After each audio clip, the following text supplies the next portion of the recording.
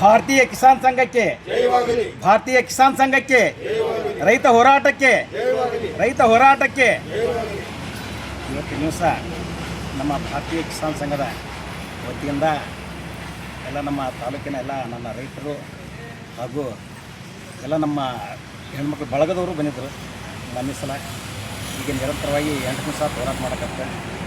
ಯಾಕಪ್ಪ ಅಂತಂದ್ರೆ ಇದು ಭಾಳಷ್ಟು ದಿವಸ, ಈಗ 4-5 ವರ್ಷಗಳಿಂದ ಇದೇ ನಮ್ಮನೆ ಅನ್ಯಾಯ ಆಗೈತಿ.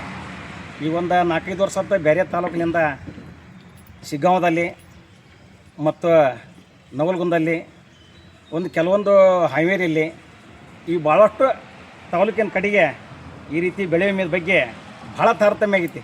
ದೊಡ್ಡ ಮೋಸತನ ಆಗೈತಿ. ಇದು ಈ ರೈತರಿಗೆ ಅಟ ಮೋಸ ಅಲ್ಲ, ಕೋಟ್ಯಾಟಗಟ್ಟಲೆ ಮೋಸತನ ಆಗೈತಿ. ಇವರು ನಮ್ಮ ರೈತರವಾಗ ಈಗೇನು ತಾಲೂಕಿನಲ್ಲಿ ಇದಾರಲ್ಲ, ಹೈವೇರಿಯಲ್ಲಿ ಮತ್ತು ಶಿಗ್ಗಾಂವದಲ್ಲಿ ಈ ರೀತಿ ಯಾರೂ ಹೋರಾಟ ಮಾಡಲಿಲ್ಲ. ನಮ್ಮ ಭಾರತೀಯ ಕಿಸಾನ್ ಸಂಘದಿಂದ ಈ ರೀತಿ ಯಾರೂ ಹೋರಾಟ ಮಾಡಲಿಲ್ಲ.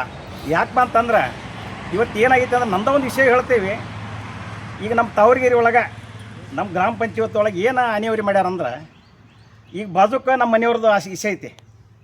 ಈ ಕಡೆಗೆ ಏನು ಬಾಜುಕ ಏನೈತಲ್ಲ, ನಂದು ಸರ್ವೆ ನಂಬರ್ ಒಂದೇ ಸರ್ವೆ ನಂಬರ್ 2ರದಾಗ 2 ಎಕರೆ ಕಬ್ಬು ಐತಿ, 2 ಎಕರೆ ಗೋವಿನ ಐತಿ.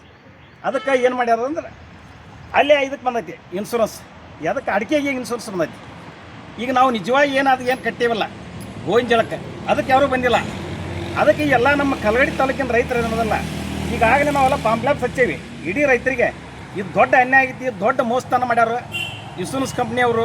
ಮತ್ತು ತಲಾಟಿಯಿಂದ ಹಿಡ್ಕೊಂಡು, ತಹಶೀಲ್ದಾರಿಂದ ಹಿಡ್ಕೊಂಡು, AD ಅವರಿಂದ ಹಿಡ್ಕೊಂಡು ಮುಂದೆ ಎಲ್ಲ ಅಧಿಕಾರಿಯಿಂದ ವತಿ ಮಟನೂ ಭಾಳ ದೊಡ್ಡ ಅನ್ಯಾಯ ಆಗೈತಿ. ಇವ್ರನ್ನ ಯಾರೋ ಅಲ್ಲಿ ಇವತ್ತು ಅವ್ರನ್ನ ಖಂಡಿಸಿ ಅವ್ರನ್ನ ಶಿಕ್ಷೆಯನ್ನು ಕೊಡಿಸಿ, ಅದು ಯಾರು ತಪ್ಪಿಸ್ತು ಮಾಡ್ಯಾರ ಅವ್ರನ್ನ ಜೈಲಿಗೆ ಕಳಿಸ್ಬೇಕು.